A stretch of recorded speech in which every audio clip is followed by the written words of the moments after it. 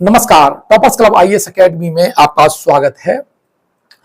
UPPCS की जो मुख्य परीक्षा होगी उसके लिए पहले से ही आपको तैयारी रखनी पड़ेगी। इतना समय है कि आप प्री और मेंस एक साथ तैयारी कर सकते हैं। तो काफी बच्चों ने कहा, डिमांड किया कि सर आप लॉन्च कर दीजिए। तो फिर मैंने कहा कि जब तक मैं कोई प्लान नहीं कर लेता हूं तब तक लॉन्च नहीं करता हूं। तो मैंने वीडियो डाले, काफी लोगों का सपोर्ट आया।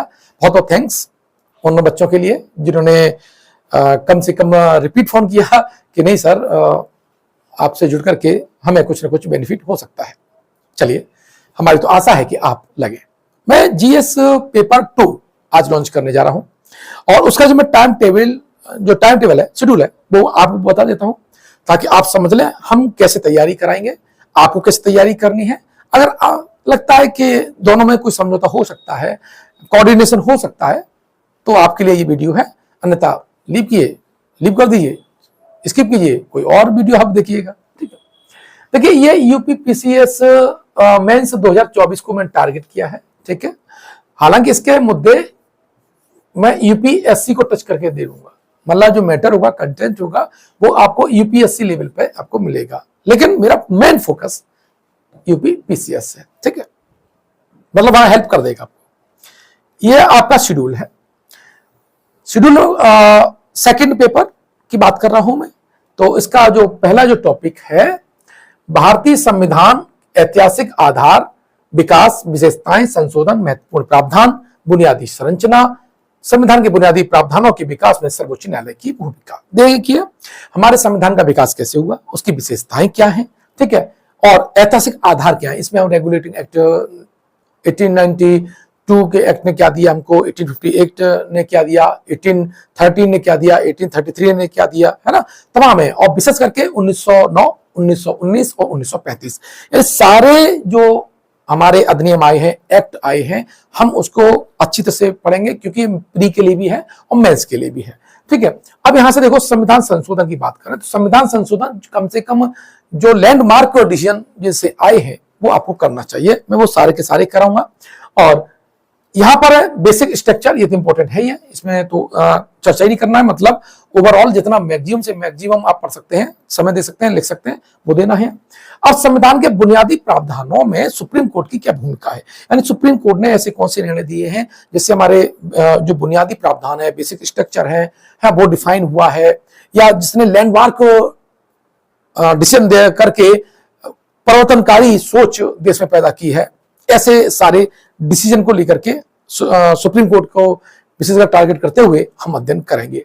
अब ये जो है वो 5 से 10 जुलाई है, और 5 से 10 जुलाई में मैं आपको ये पूरी तो पीडीएफ दूंगा, ध्यान रखना, पूरी पीडीएफ मिलेगी और आपको रिकॉर्डेड वीडियो मिलेंगे, लाइव नहीं मिलेंगे, रिकॉर्ड किए हुए वीडियो मिलेंगे।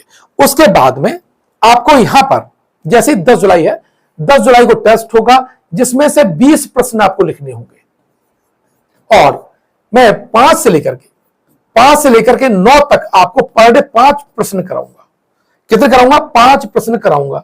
इस तरह से आप देखेंगे 5 को, 6 को, 7 को, 8 को और 9 को है। 1 2 3 4 5 करें तो 45 प्रश्न आप ऑलरेडी लिख चुके होंगे। फिर उनको ही कंक्लूड करते हुए मैं 20 प्रश्न बना करके एक फुल टेस्ट लूंगा और बोल लूंगा मैं 10 तारीख को। बस आपसे निवेदन ये है, पहले ये जितना टॉपिक मैंने दे रखा है वो आप देखेंगे, पढ़ेंगे, ठीक है। फिर आप जो वीडियो बनाई है मैंने उसको आप देखेंगे और उसके बाद ही फुल टेस्ट देंगे। और ये 5 आप पर डे लिख करके मुझे दिखाएंगे, मैं उन्हें देखूंगा उसमें क्या कंटेंट कमी है, शब्दावलियों की कौन सी कमी है, और अगर सफिशिएंट है तो उसे ओके कर सकते हैं। मतलब उसमें अगर कोई कमी होगी तो मैं आपको सजेस्ट करूंगा। ये इस तरह से प्रत्येक सेक्शन पे ये बात लागू होगी, ठीक है। तो इसलिए अगले वाले सेक्शन पे मैं इन बातों को नहीं करूंगा, यानी जैसे टॉपिक खत्म होगा 20 प्रश्न होंगे और पर डे 5 प्रश्न, ठीक है। टॉपिक खत्म होने पर कितना? 20 प्रश्न और डेली 5 प्रश्न। अब देखिए 11 जुलाई से 15 जुलाई है, संघ और राज्यों के कार्य और जिम्मेदारी क्या है, संघीय ढांचे से संबंधित मुद्दे और चुनौतियां हैं, और स्थानीय स्तर तक शक्तियों और वित्त का हस्तांतरण। देखिए जैसे आपने देखा हुआ कैग है, और कैग की जो अवसंरचना है वो पंचायती राज तक जा रही है। बहुत चुनौतियां आएंगी, इसके अलावा बहुत सी हैं, ठीक है, तो इसको हम डिस्कस करेंगे, बहुत अच्छे से डिस्कस करेंगे। और मॉडर्न जो रिफॉर्म हो रहे हैं, आयोग जितना सोच रहा है और हमारा जो मिनिस्ट्री करना चाह रही है, और जो 2047 तक हमें अपने आप को विकसित भारत में बदलना है, उसके लिए कौन कौन सी बुनियादी संरचनाएं बदलनी है, कौन कौन से आपकी पॉलिसी रिफॉर्म लाने हैं, इन सारी बातों को हम अध्ययन करेंगे। 16 से 23 जुलाई के बीच में केंद्र राज्य वित्तीय संबंधों में वित्त आयोग की भूमिका बहुत हॉट टॉपिक है। शक्तियों का पृथक्करण, विवाद निवारण तंत्र और संस्थाएं, वैकल्पिक विवाद, ये सब होगा। 24 से 30 जुलाई के लिए जो है भारतीय संवैधानिक योजना की अन्य प्रमुख लोकतांत्रिक देशों के साथ तुलना, ठीक है। संसद और राज्य विधानमंडल हम इसमें पढ़ेंगे। संरचना, कार्यप्रणाली, कार्य संचालन, शक्तियां अनिवार्य है, यहां से प्रश्न आता ही आता है। फिर 1 से लेकर के 7 अगस्त को हम करेंगे कार्यपालिका और न्यायपालिका की संरचना है, संगठन है। कार्यपालिका सरकार के मंत्रालय और विभाग है, दबाव समूह है, औपचारिक और अनौपचारिक संघ है, राजनीति में और उनकी भूमिका है, और PIL इसमें हम करेंगे। साथ ही हम जन प्रतिनिधित्व अधिनियम की मुख्य विशेषताएं, इसको तो मैं इतना पूरा डिटेल में बताऊंगा आपको, इसलिए जरूरी है पढ़ना। 100% इस बार यहां से प्रश्न आने वाला है। अब देखिए, 8 अगस्त से लेकर 16 अगस्त के बीच में हमारा जो टॉपिक रहेगा वो रहेगा विभिन्न संवैधानिक पदों पर नियुक्ति। सारी संवैधानिक पदों की नियुक्ति को बहुत डिटेल में हम चर्चा करेंगे, और लेटेस्ट जो चर्चा में रही है, क्यों चर्चा में रही है, इसको हम अच्छी तरह से समझेंगे। अब यहां पर है शक्तियां, उनके कार्य, उनकी जिम्मेदारियां, नीति आयोग, सांविधिक, नियामक, विभिन्न अर्धन्यायिक निकाय और उनकी विशेषताएं, कार्यप्रणाली, ये सारा का सारा डिटेल में हम करेंगे। उसी प्रकार हम देखें 17 अगस्त से लेकर के 24 अगस्त के बीच में हमारा रहेगा कि विकास प्रक्रियाएं, एनजीओ जैसे आप देखो, रोटी बैंक अभी बहुत हॉट है, बुंदेलखंड में रोटी बैंक है।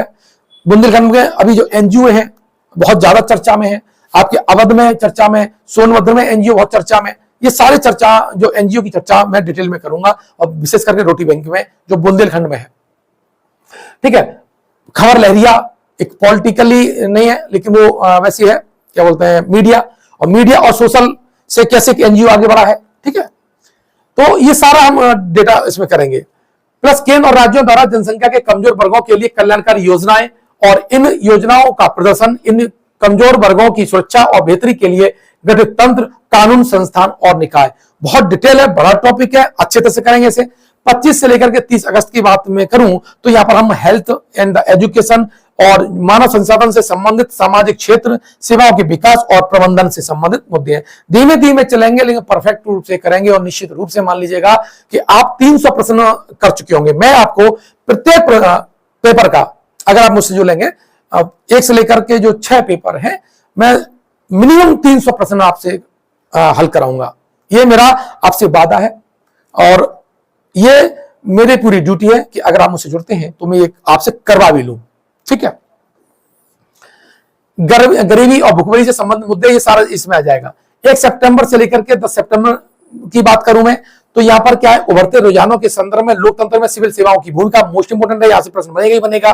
भारत और पड़ोसी देशों के साथ उसके संबंध, ज्योग्राफी के टच के साथ में, पॉलिटिकल टच के साथ में, इकोनॉमिक्स के टच के साथ में आपको पढ़ाऊंगा। और जल्दी आप मेरा जो यूरोप के साथ और विभिन्न संगठन के साथ में एक जो फ्री ऑफ कॉस्ट जो वीडियो है यूट्यूब पर मिल जाएंगे, वहां से आप क्वालिटी आप देख सकते हैं किस तरह से इन सारे सब्जेक्ट को जोड़ करके एक बेहतर प्रश्न बनाया जाता है।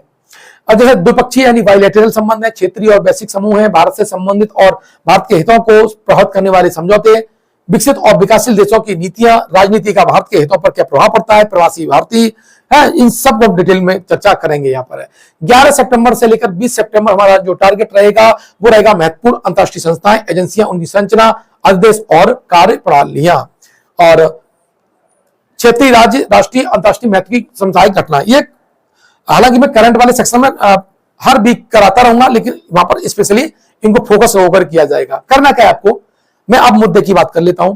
डाउनलोड करना है mobile application, toppers club IAS academy है ना, उसकी लिंक आपको दे रखी है कमेंट बॉक्स में, डिस्क्रिप्शन बॉक्स में, वहां से भी जाकर के आप ले सकते हैं।